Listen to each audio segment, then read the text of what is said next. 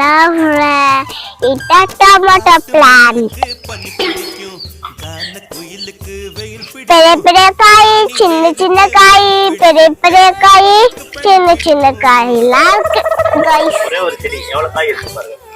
ஆமா ஒரு செடியில நிறைய காய் தான் வளரும். பெருசாகணும்னா மரமா ஆகும். இது மரமாலாம் ஆகாது, செடி.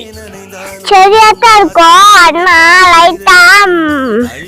லைட்டா கொஞ்சம் இருக்கும். அப்படியேதான் இருக்கும். அதுக்கப்புறம் நிறைய தக்காளி செடி வரும் guys. இது வந்து தக்காளி செடி தான்.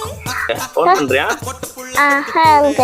எங்க இருக்கு கூட தெரியாது. கீழே இருக்கு, அங்க சைடுல இருக்கு. இருக்குல்ல ஒரே செடியில. ஆமா ஒரே செடியில பின்னாடியே தான் இருக்குமா?